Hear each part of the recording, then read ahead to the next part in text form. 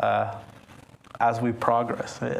But I find it like, for me, for my like ego in my mind, it's like, wait, you saying that I'm not gonna be able to understand things? I'm gonna go through things that I'm not gonna understand? Like, I'm curious about it, I'm not gonna be able to understand? Sometimes it weighs a little bit heavy on it. But the more I go, the more it gets easier a little bit. But I see that throughout the Spirit's book, more and more about it. And also, it makes me think that this book, let's count the second edition, 1860. There was a lot of development that was happening in the scientific community. We got to see more about it. We today too, we learn more and more every day. Like with this pandemic, we learned a lot with it, you know? We don't think much about it. Like, there's some discussions about vaccine, but the amount of that technology for the new vaccines, the Pfizer, and what was the other one? Moderna. All of that was researched. It was research. It was going into research. They're still developing all of that because there's a system to put that in place, and we're forced to use it. So I find it interesting that with life, that's gonna happen too. Even in there, like those 2 years, we learned a lot because of that. And we're not going to be able to understand all of it. So question 18 now. Will human beings ever be able to penetrate the mysteries of things that are concealed from them?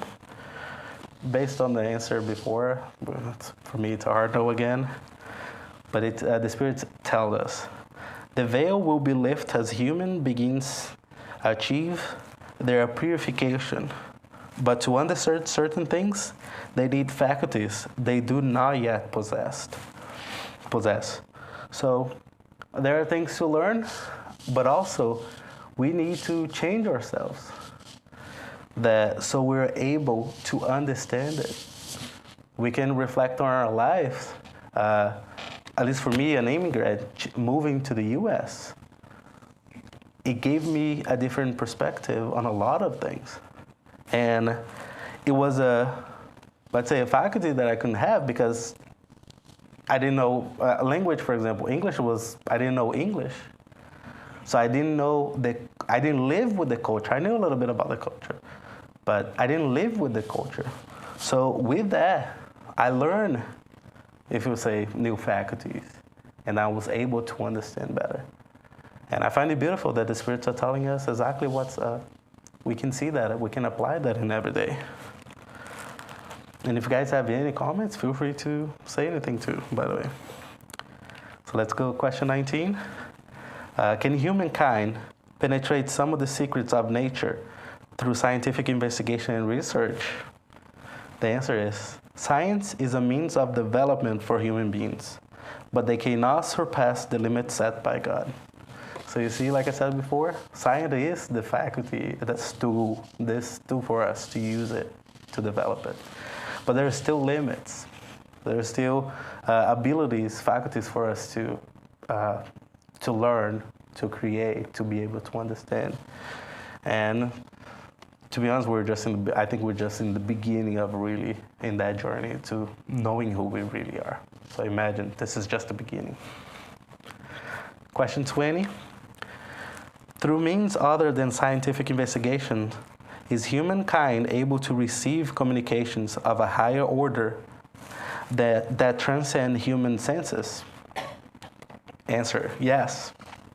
When God deems it useful, God reveals to human beings what science is incapable of teaching them.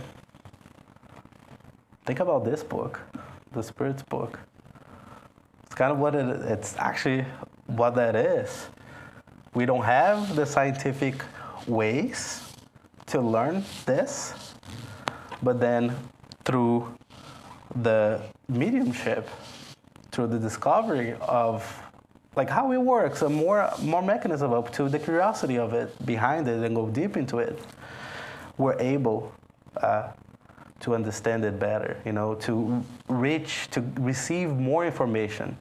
And that if reading it, a lot of it we're not able to understand. In the beginning, we read once, we don't understand it. Read twice, it makes some sense. And then we read the third time, it's like, I don't think I learned. Like, I don't think I really understood it. But we're progressing on it. So there's a lot of information here that we're still absorbing it. And it's been more than... Can you hear me? Many. I think we're not. We're good? Okay. I lost my thought here. Yes. Yeah, before at the last, like, the word God appears there over and over, where this concept of God in Spiritism comes from. It's a divinity, or something that we created, something that was created. The book starts around like, there is a God. Okay, one thing about it. Introduction and chapter 1. So it talks a lot about that. So it's a really good point. So I really recommend to go there. What was I going to say? Say your question again. Why bring it up? Why bring it up, God? Yeah, the word God appears Yes. right in the beginning. But what? There's another historical fact that I learned throughout this, like my studies as well. Let's think about 1850s. What was in power? Who was in power? Who was governing a lot of it in France? Exactly, the church. So at that time, for you to publish a book, you need to get a physical copy, the first one, give it to an organization that is run by the church to read and approve to be published. If you didn't have that, you wouldn't be able to publish anything. So I had my aversion to religion when I was a teenager. And to be honest with you, everything that I read, God, like I would kind of instantly reject it. That's like, I can say that I was on my teenage years. You know how the phone writes us for us? Like we start writing and then it corrects, the autocorrect? God, every time that I wrote God, it would capitalize it. I would go back and lowercase it. So that's how how bad I was, I confess to all of you. And I think I said that story several times. So I had the concept of it, like, of God. And that changed with it. So imagine at that time that was in power. So I don't think a lot of books that talks about how deep it is, how we see here how deep it is, how they would not be able to use God in it. But I think God will be like a way deep, because the first question about it, it's way deeper. That's the first cause. And those are one of the topics that I find it really hard for us to understand it, especially because it's the beginning of our journey. And I think throughout this book, we're gonna be able to understand a little bit more about it. But great question, yeah.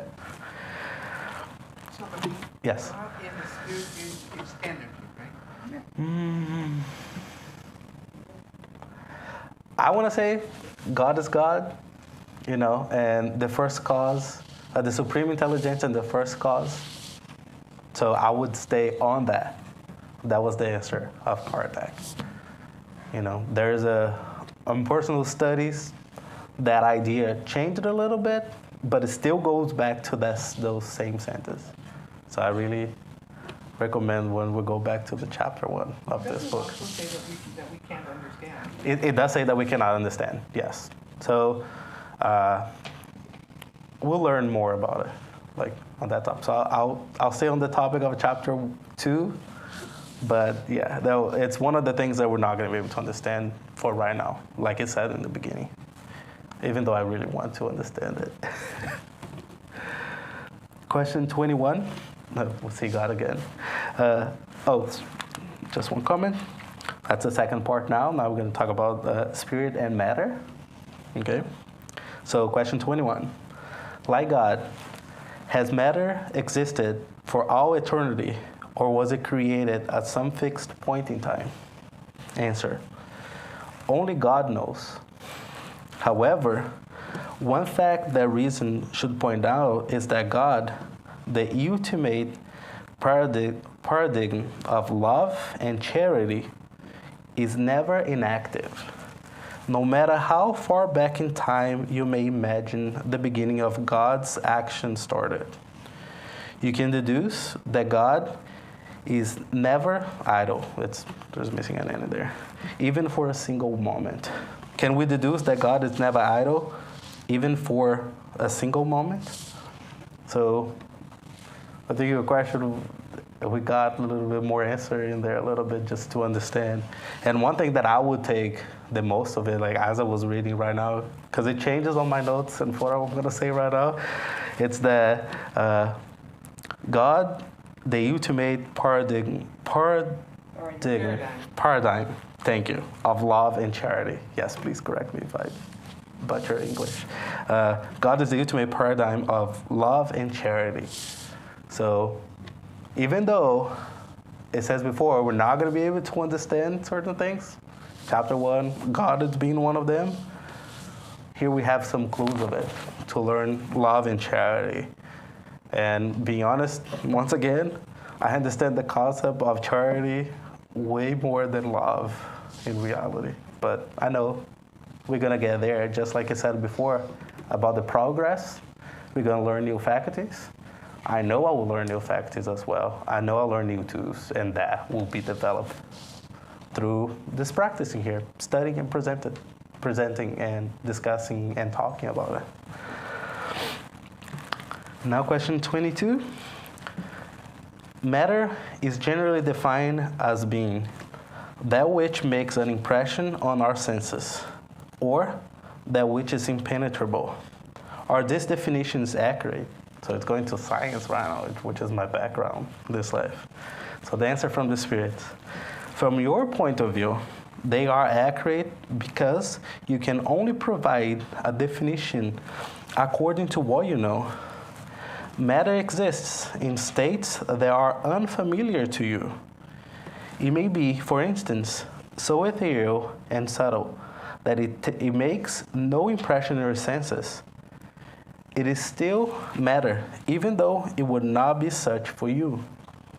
So just on the topic of matter, physical thing, as defined on our world, that the way science defines it, it's how we can, something that you can sense, something that we can measure, something that we can touch, and that it cannot go through, impenetrable. So they're telling us there's way more to matter than we know. And I'm always going to be referring back on the questions in there. It's because we're learning new faculties. We're learning new senses. Outside, remember, this is the beginning of Spiritism. Now we're way ahead of it.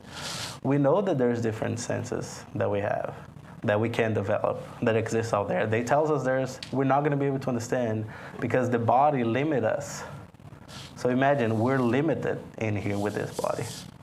That actually, I think, helps us a lot on it, you know. One thing that I would say on that point, it's one thing that I'm learning, and then I think about the spiritual world, for example, since we're in the topic of spirit and matter. My thoughts, how the thoughts happen in my mind. So something happened, I see something, and the thoughts rush right through. And somebody did something that I think it's wrong. Right away, I'm going to judge that person. That's what my normal. I judge that action. If I don't think it's right, I'll be like, damn it, that person doing this, you know? Why is that person doing that? I'll be judging it. And so my mind, my thoughts go really fast away. And we're learning that our body limits us, you know? And the thought, it's not that physical as our body for ourselves right now. So with the body right now, I'm able to slow down the consequences of my thought. And then that way I can learn to use it in a better way. So, you're thinking? Yeah. Slow down the consequences of your thought. Yes. For example, if we know, one thing, we know from other studies, Andrea Luiz, for example, that a lot of you are studying it, Nossa or in the realms of mediumship. We learned that thought, it's matter. That it's how the spirit do things. You know, it's kind of like the hands of it. So we have a thought, we create that reality. So with this body, I'm not creating that reality in the physical world right now. Instead of like me reacting as a mind. So when I'm in a spirit form, my mind will create that reality faster with the matter in there. It's saying that we cannot define right now, but we know exists based on other studies. That will manifest it really faster than in here, you know? So now with this body that blocks my senses, the use of those tools, it's gonna help me not create that reality right away and be able to see through the consequences, at least imagine the consequences, what will be, because we learn through here. Make sense, Car? Yeah. So that's a way, and it goes back to the topic of matter. There are matter that it's physical for us, and as a spirit, there is matter as well. So you see, when we didn't know, we don't know about that. We're learning about it, and the spirit is confirming that exists. Andrea Lewis helps a lot because it gives examples of it. Here we have questions that's a little bit dry, and what I love about Andrea Lewis is that it gives us example. We're able to see that interaction. It helps a lot. And then one thing that Kardec does that I think is brilliant, he asks like to the spirits, what definition can you give your matter? Can you give of matter? And they answer, matter is the link that bonds the spirit. It is the instrument that serves it, and at the same time, it carries out its action. So you see what I just said about the thought being that creating the action? So it is, and the matter is being that bond between us. And that goes to the next question because it's like really deep about it. So what is the spirit? You know, with saying that matter links it. So what is the spirit? And the answer is the intelligent principle of the universe. It's hard. Like, what is really intelligence? You know, like, really. So he asks in there, so what is the essential nature of the spirit? Your language is incapable of properly defining the spirit. It is nothing to you because it's not a tangible thing. But for us, it is something. Remember this, nothing is nothingness, and nothingness does not exist. Did anybody understand something in there? It's hard to understand it, like reading it and really understand behind it. Imagine like how dry it is. And I like going back to Andrea Lewis, which was my favorite.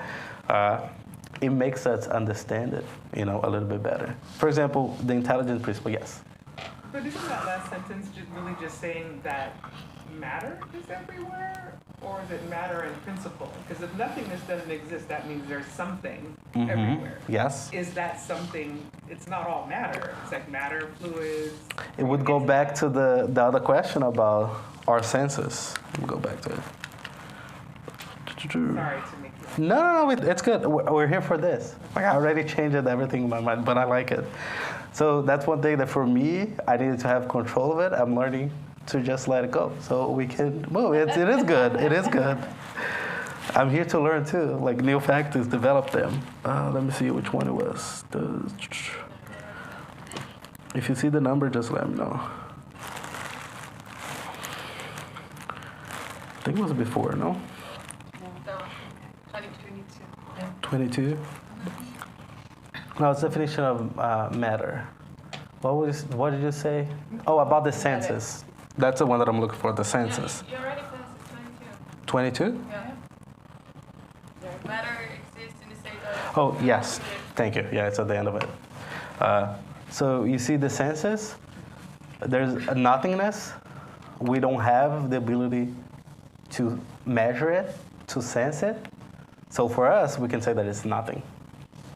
But it's still matter. But it's still something, yeah. So then with the answer to the question then, when the Spirit said in the question 23, right, that nothing is nothingness and nothingness doesn't exist. So the something that exists instead of nothing is matter, even if we don't perceive it that way.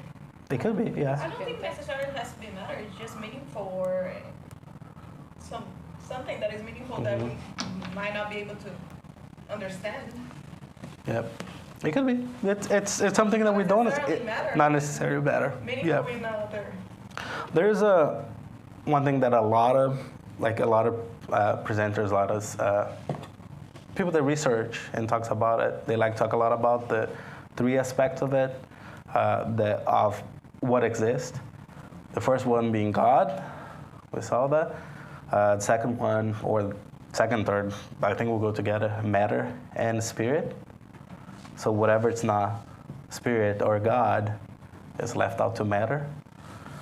You know? Because if it's making a distinction between spirit and matter. It does, yes. That's a really good point. It does make so we can separate in here. One thing is matter, another thing is spirit.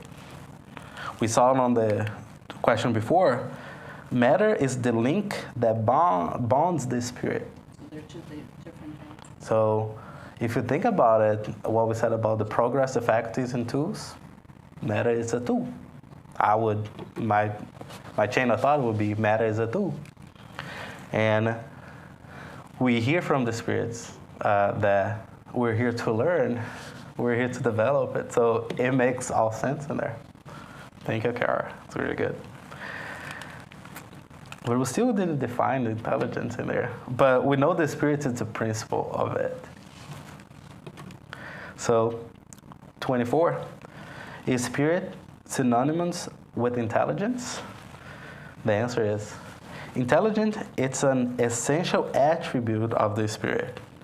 In your world, they are used interchangeably as a common principle. So much so that for you, they are the same thing.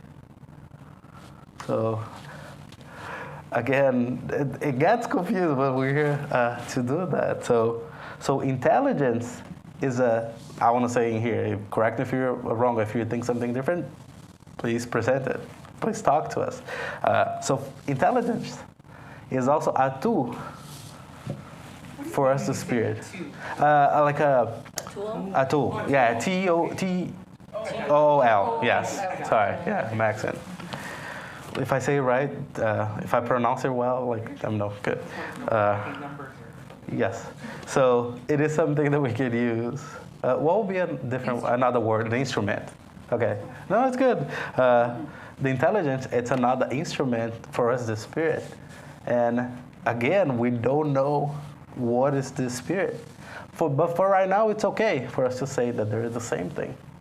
You know? And we know that we're going to progress. We know we're going to develop new senses. We're going to be able to understand it. So for right now, it's okay. But it's good for us to start thinking about it and noticing on our daily activities. What am I using my intelligence for? Even though we can say that I'm the intelligence, like what am I using my intelligence for? And we can go back to part of the definition of God, being love and charity. Am I using in that way or not? So, just some thoughts. Still in spirit and matter, question 25. Is the spirit independent of matter, or is it only a property?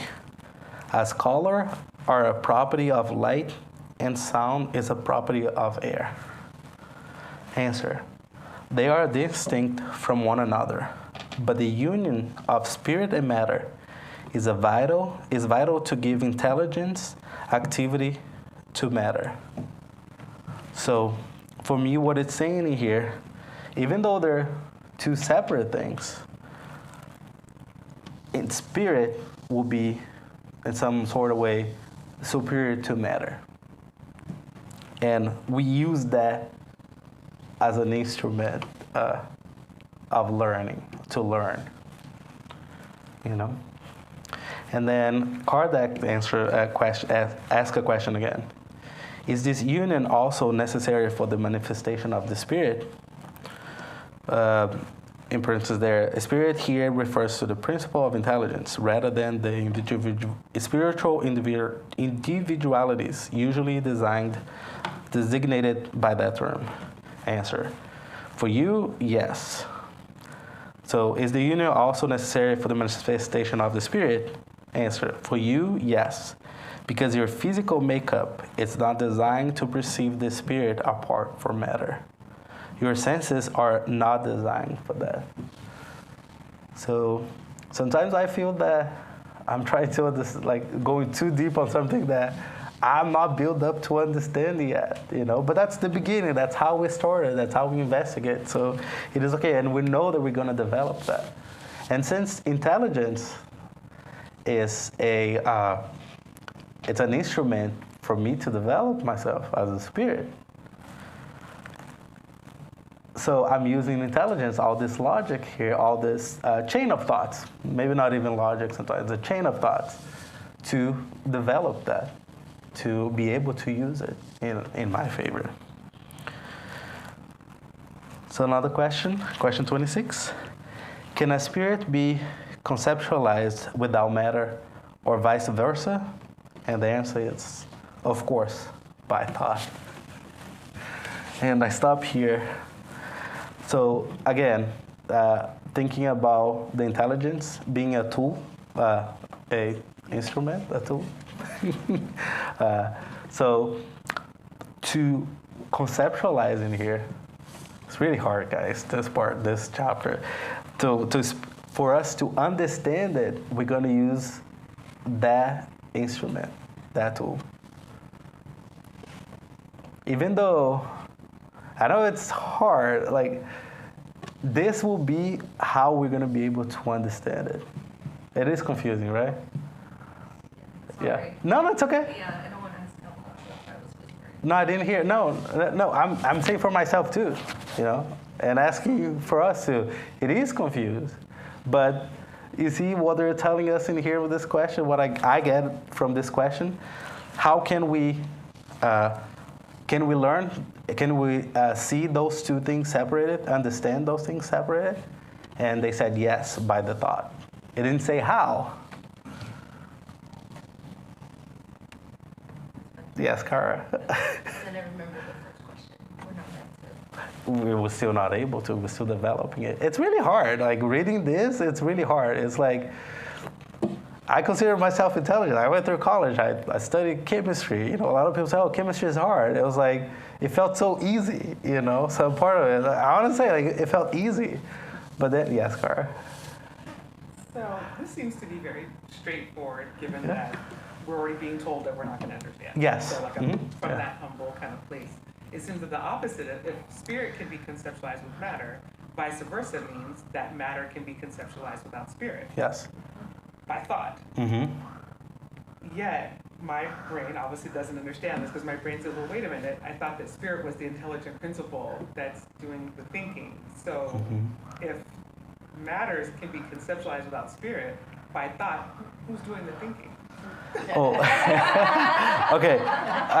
On my understanding, that's a good thing. I should go back to the French version. I usually go back to the Portuguese, which is my first language, and see it.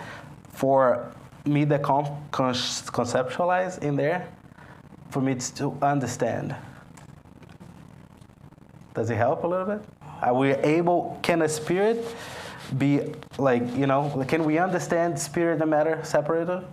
I gotta go back to French and Google the translation of it, because that's a really good thing. Yeah. So that for me in here with the translation in English that I used, and reading in Portuguese makes me think about that. Can we understand them separately? That's different. But there'll be completely different conceptions. Yes. There'll be different. Yeah. There'll be different terms. And that's one thing. For example, when we're doing studies and we have different translations of it, different versions of the book that different people translate it. Because remember, this was written in French. Sorry, I didn't mean to take this down. No, it's good. I like that point, because it's going to depend on what's the translator vocabulary point of view. What does this mean?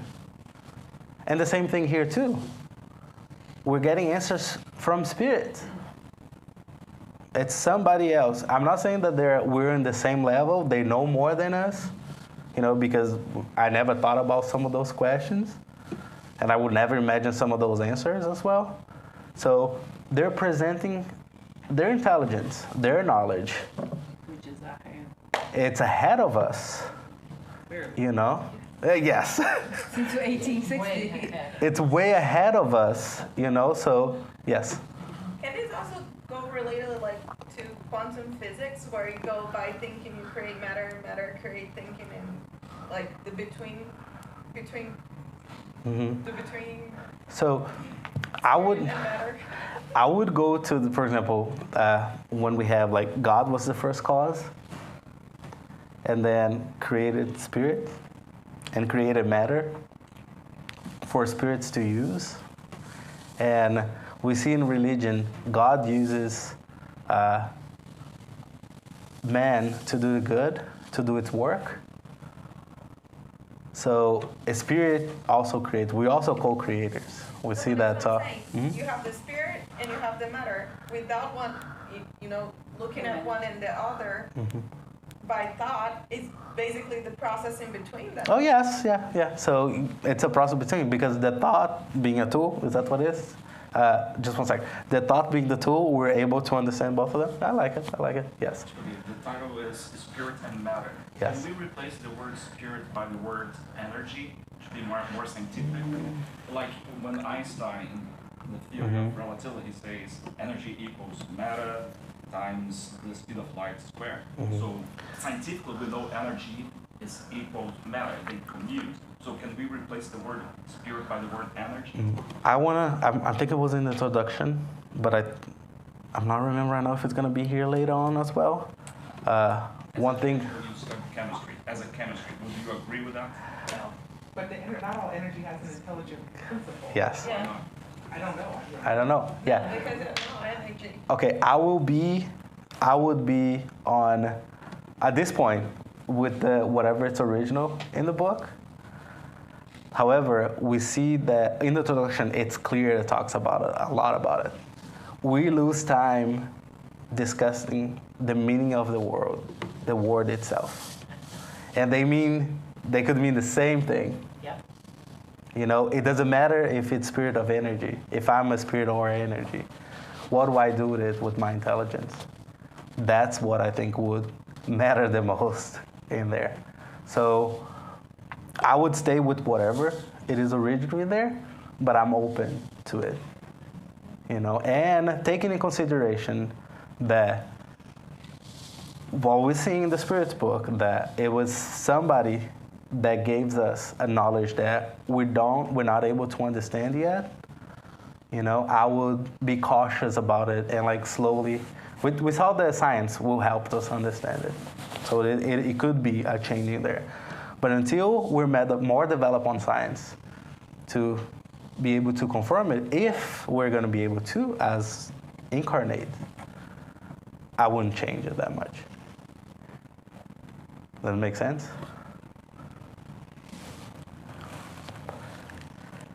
Okay, so long question, 27. So therefore, are there two general elements of the universe, matter and spirit? That's when I said before. Yes, and God, the creator of all things, is above them. These three elements are the principle of all that exists, the universal trinity. However, the universal fluid must be added to the material elements.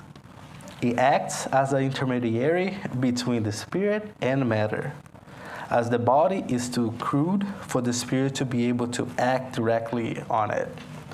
Although this fluid may be classified as part of the material element from another perspective, it is distinguished by certain special properties.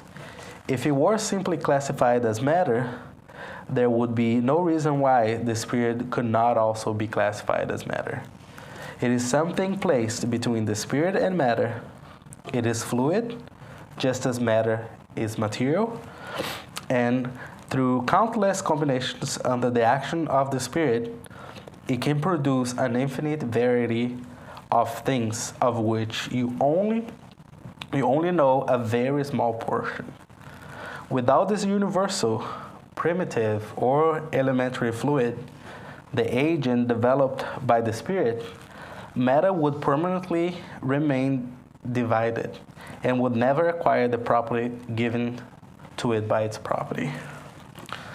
A lot of things that we can take out of it in here. I'll go to the part of the science about chemistry, which is what I study.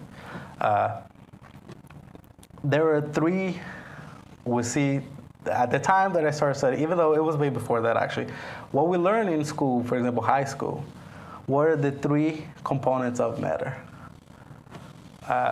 Protons, neutrons, and electrons.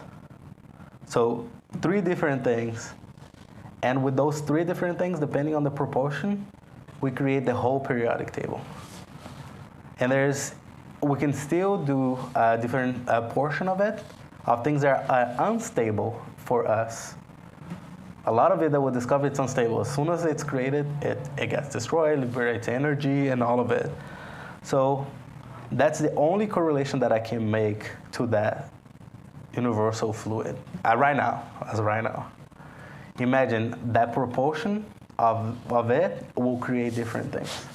So that's me using the science that we know right now to understand it a little bit better. But after we discover those 3 particles, we discover some of them, the quartz, some other elements are smaller than it. The only one that hasn't been broken down yet, it's the electron.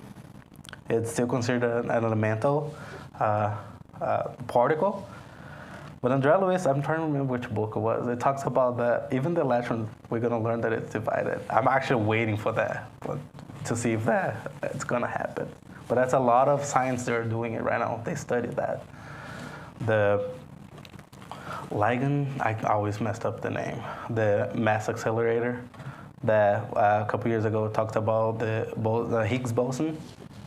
They just shoot particles, small particles, to shock each other so they break and get small pieces, energy, and they study what comes out of it. A lot of things we were not going to perceive for how long it existed in there after the collision without those instruments. So imagine what else is in there, and we're learning about the universal fluid that we use for it. So, and we saw before, we're not going to be able to understand it, but we're using science to get closer to it.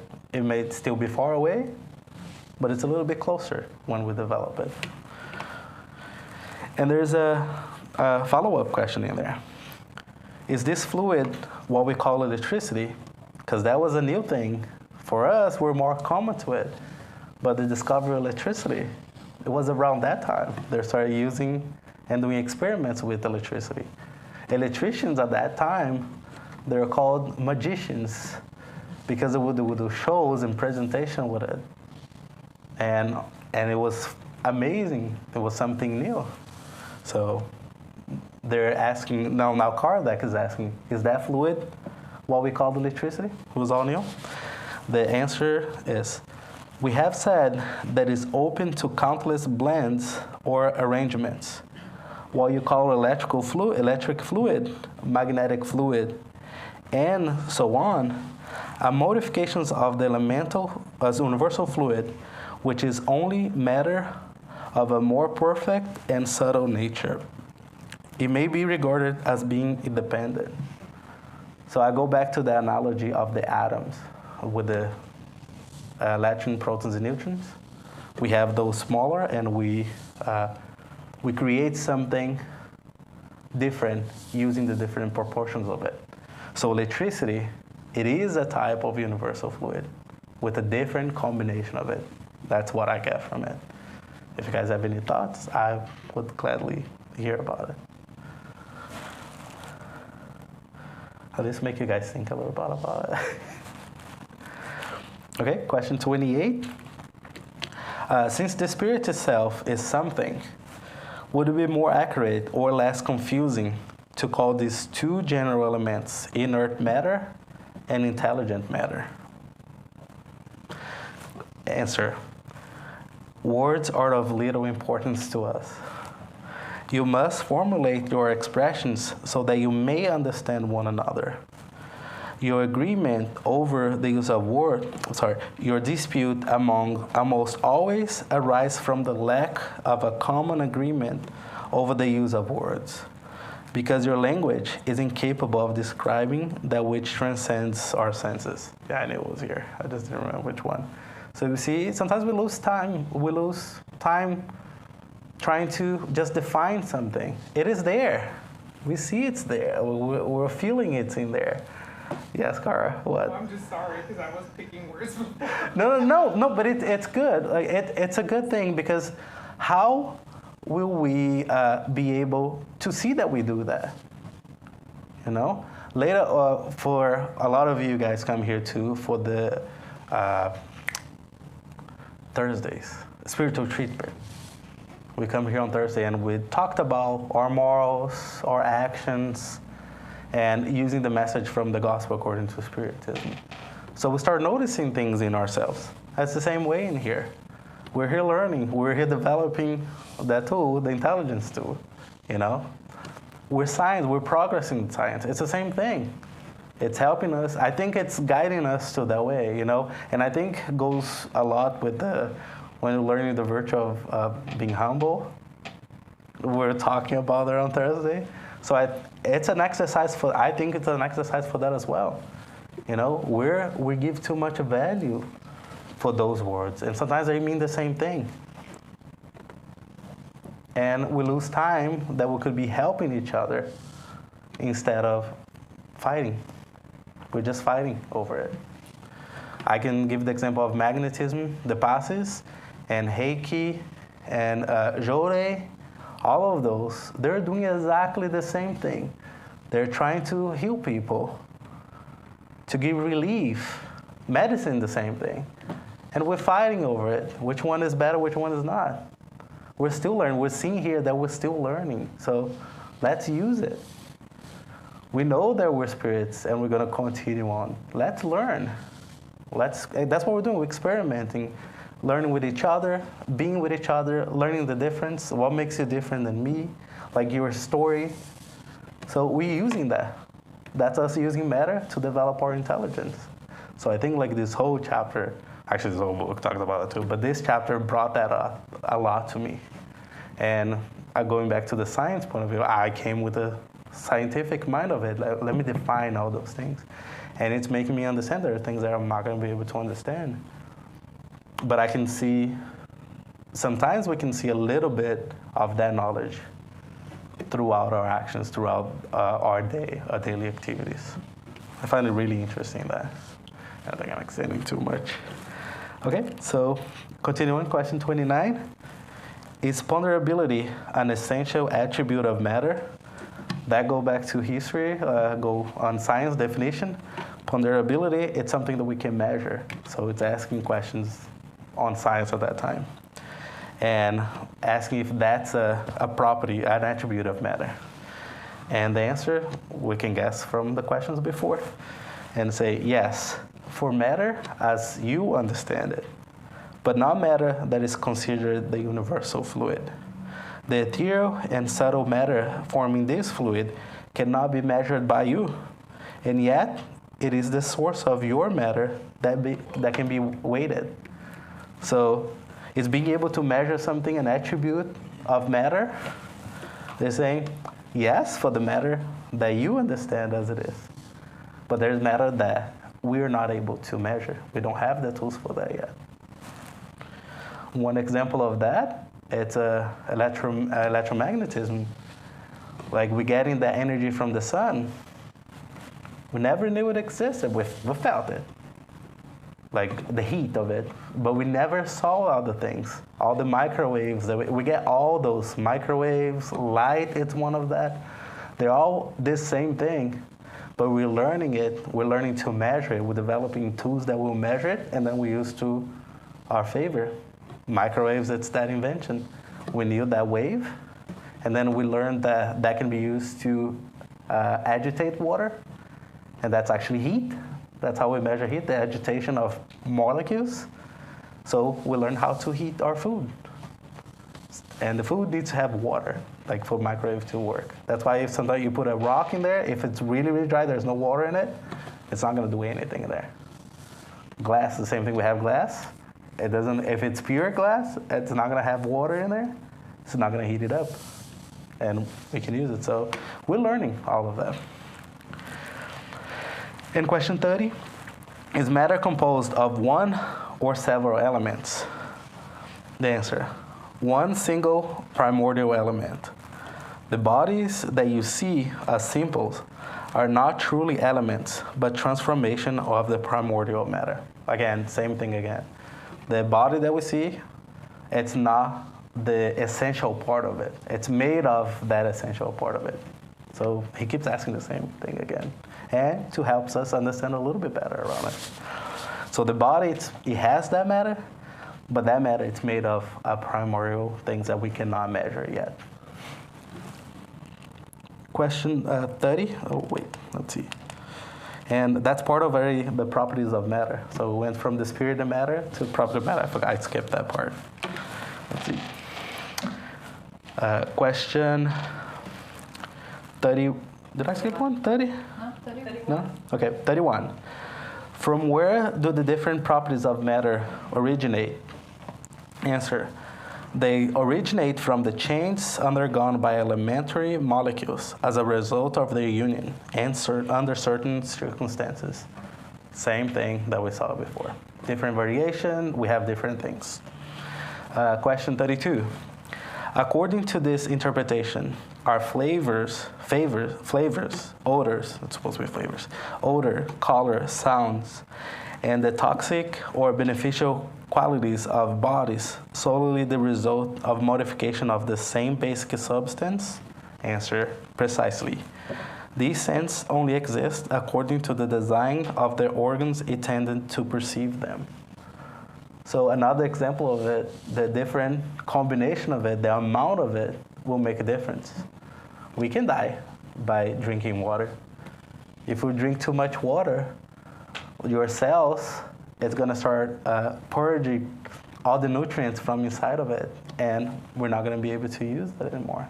So anything, and science already know that on pharmacy, anything can be poison or medicine depending on the dosage that you have it.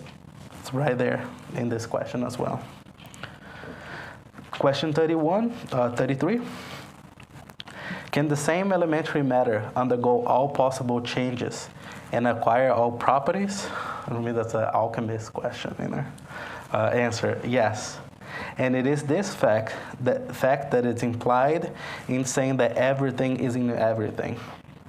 So going back to the atom analogy, we can make anything if we modify the amount of those particles. Yeah, it's not easy, but it is possible. We don't know how to, but it's a way. And that's one thing the alchemists, they did for a lot of time, like change something into gold because we value gold as a representation of power. So we wanted more. So the alchemists were like, how can we change it?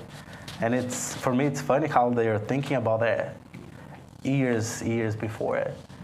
And that knowledge, we didn't have that knowledge. The definition of atom, actually, it happened before, I think it was 400 before Christ. The definition of atom, it was just a thought that they have. It's something that defined as an atom, a matter. They get to the point that it's not divided anymore. That's what they call the atom. And that was, if I'm not mistaken, 1800 years before we were able to detect atoms. So I find it really interesting. And after that, the development of our intelligence and tools and knowledge went actually way faster after we were able to detect it. So imagine what we're going to be able to do when we start detecting spirits, matter, like with proofs for us, you know. I'm going to skip that part. Let's go to question 34. Do molecules have a defined form? For us today, that's an easy answer. We have that knowledge already. But at that time, a lot of the composition of things, they didn't know about it. They thought it was a combination of fire, earth, air, and, forgetting one, water, yes. They thought it was a combination of that. medicine was really, there was a really interesting time on medicine that it was kind of the same way too. But that's how we developed the knowledge of today. And has a follow-up question, is this form constant or variable? Constant for the primordial elements of the molecules, but varies. Same thing that we saw before. Now we get to the last part of it. The last part of it, it's universal space. So question 35, is universal space infinite or limited? Infinite. Assume for a moment that there are boundaries. What will be beyond them? This perplexes your reason, which tells you that it cannot be otherwise. The same is true with regard to the infinity of all things. The idea of infinity cannot be grasped in your narrow world. What is, I'm trying to translate because this is hard to. Imagine the infinity. We're saying, is that finite? It's just, it has a limit to it? If we say that there's a limit to it, we're already dividing something. So to have a limit for it, you need to have a separate thing. So by having a separate thing, so there's more. So it's infinite. It's hard to grasp, like to really grasp like it's saying. But so there's something else. And we can think about those questions that we ask, like, hey, the answer is you're not gonna be able to understand it. Just because I don't understand it doesn't mean that it doesn't exist. So I'll just have to wait on that. Last question for tonight, from the Spirit book, question 36. Does an absolute void exist anywhere in the universe? Answer, no. What appears to be a void to you, it's occupied by matter that your senses and instruments are incapable of detecting. And since we're talking about the space, the universal space in here as well, so what is out there? Is there something, or is it just nothing, or there is something in there? Today we have the concept of dark energy, dark matter. It's something that exactly what it says in there, something that we cannot detect, but it's in there. With mathematics, we're able to calculate. We see how things work as matter in here, and why we say that there's dark matter and dark energy in there is because when we use the tools, the calculations to understand how things work, it doesn't work if we say that there's nothing. So there's more, there's a missing some energy, missing some matter for the way to universe to work in here. So that's why they say. So, and it's agreement with what the spirits told us. It's really hard, but I like it. I did not expect to have that in there. I wasn't expecting anything. I was suffering with something and I was trying to find some relief. And then later on, I'm applying my chemistry to it. So that's all that I brought today. It's just one chapter of it. And Cara said that last week, and that's exactly what I use. I use Kardecpedia. In there you have, we're talking about actually I need to update this, because it has Portuguese, French, English, Spanish. It has Chinese as well. 2 dialects on Chinese as well in there. That picture is old. It's a really great resource. It is free. We all have our phones. We go online. And if you have any question, you can go there and search it. And like Cara said, I used to do that too. If there's a keyword that you want to see if they talk about it, you can just put in there in the research bar, in that part, type a word or phrase and make your search right in there. And then you're going to find every time that Kardec mentioned it in all the 5 books and the Spirit's Review. Yes? I'm just adopted. I don't know if I remember it well. Mm-hmm. This book was written by Kardec, Yes. but getting from many people that was giving the same answers in different places. Mm-hmm. Is that correct? Yes. It talks a little about that in the introduction.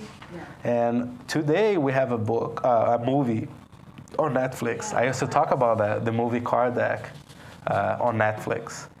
It talks about this story on how we got to this point. Yeah.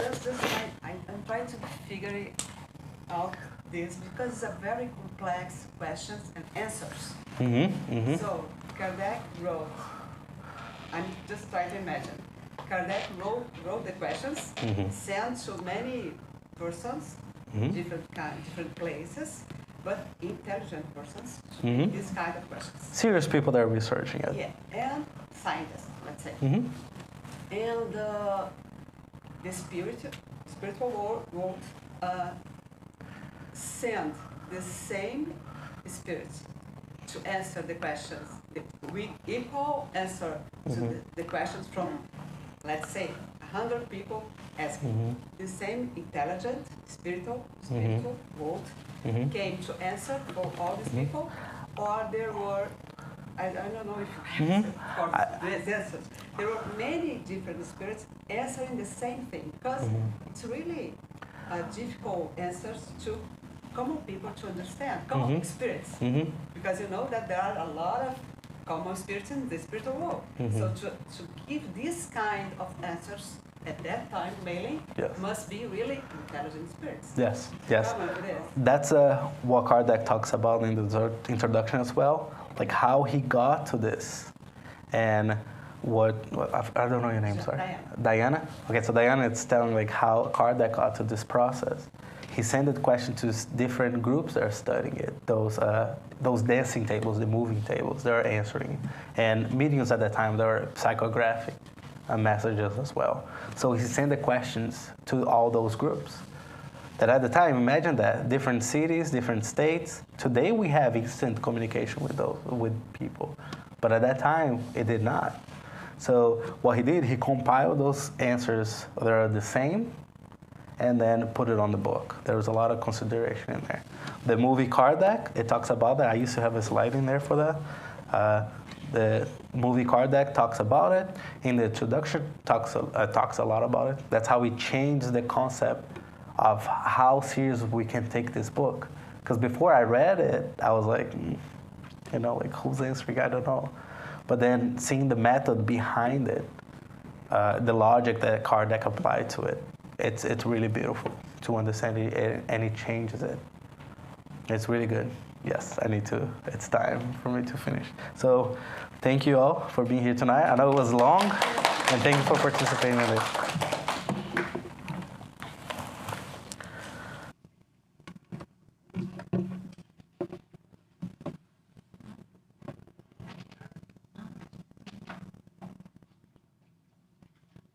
Is there a mic up here? Yeah. Is this open? Oh, yes.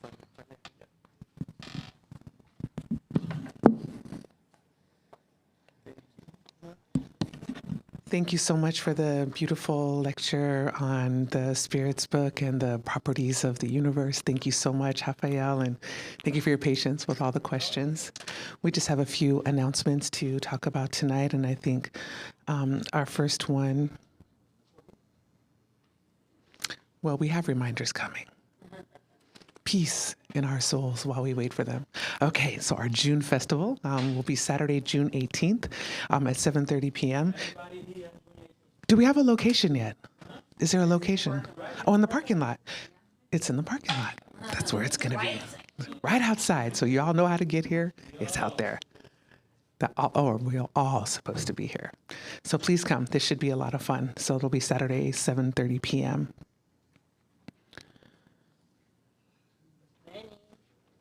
Perhaps we have other reminders we'd like to talk about tonight.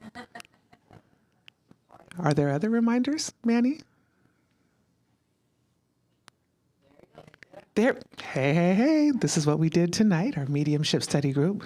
We're studying in the domains of mediumship, and it's funny because there's another earlier title, In the Realms of Mediumship. This is actually the version that I have. But it's a beautiful study, and we have it in English, as well as, I believe it's in Portuguese as well in a different room, but it's wonderful that we have some of our friends in here. We're in the study tonight, so please come. It's a wonderful opportunity, and we're learning all sorts of things that I was not expecting to learn. So it's a beautiful thing. So please come. It starts at 7 p.m. every Wednesday evening. I don't think the other time is on there. And on Tuesday nights with Cynthia, who is leading the meditation remotely, which is a beautiful act of service. And the meditation is wonderful. It's on Tuesday nights at 7 p.m. And what's also wonderful is that it's recorded, so we can actually listen to it later. So if you ever want like a guided meditation and you aren't able to come on a Tuesday, it's a beautiful thing to listen to. So I highly encourage that.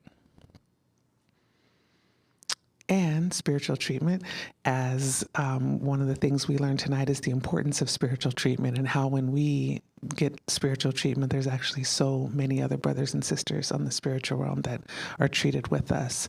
And so this is a free service that's offered by the center every Thursday at 7 p.m. And I think it's a beautiful thing that's offered, and I encourage everyone who feels that this might be beneficial for you or if someone that you love, because you can actually come and receive distant treatment for someone that you would like to receive it for. So that's every Thursday, 7 p.m. And then on Fridays, there's the spiritual surgery. This is something that you can schedule with Luigi to come and visit. So this is on Friday evenings, and this is also another beautiful service that I highly recommend. If you feel that this would be beneficial for you, then we recommend that you speak to Luigi about that. And then our public meetings every Monday and Saturday, Monday at 8 p.m. and Saturdays at 6:30 p.m. And there's the live translation, which I can say that that Larry gets. And I've had a couple of experiences of being able to hear the simultaneous translation. And the act of service that the person who's doing that live translation is absolutely a service of the heart. I can't imagine how difficult it is to hear one language translated as it's happening, so that those of us who don't speak the primary language being spoken are able to receive that message. That's such a gift. So I encourage you, if you don't speak Portuguese, to please come and listen to that Saturdays and Mondays. So please join us. And then our yard sale, we just had it last week, so it will be the second Saturday of the month. So I don't think we have the date updated, but I think it's June 1st, 2nd, 3rd, 4th. So it should be like June 10th, I think, should be like the second. Is it June 10th? I had to do the mental math there, June 10th.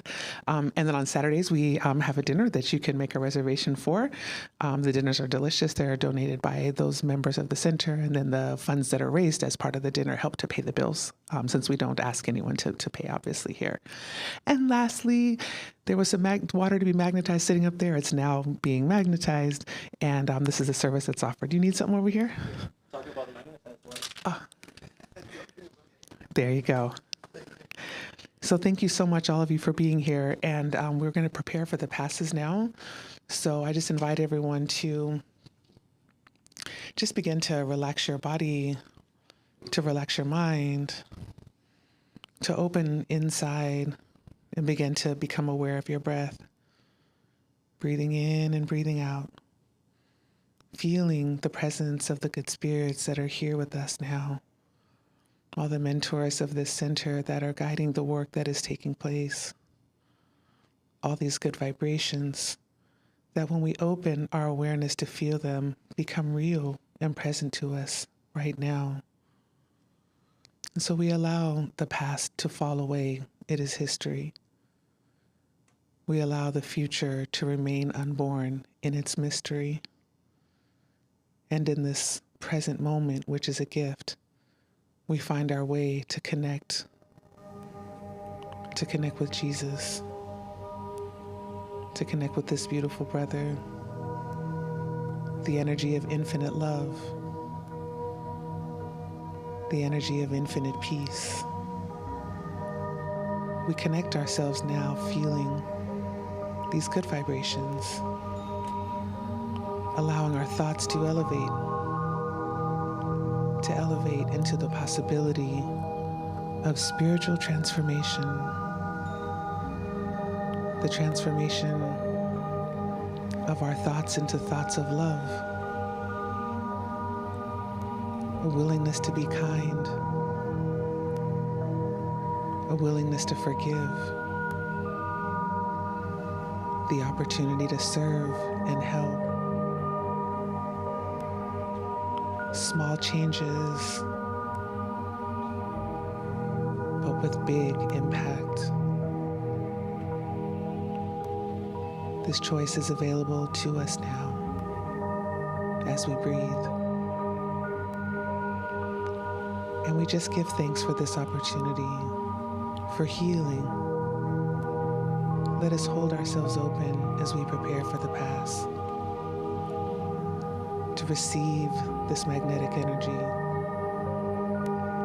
for our water that is being magnetized now, and for this opportunity to transform. Let us remain open and willing to be servants of the good,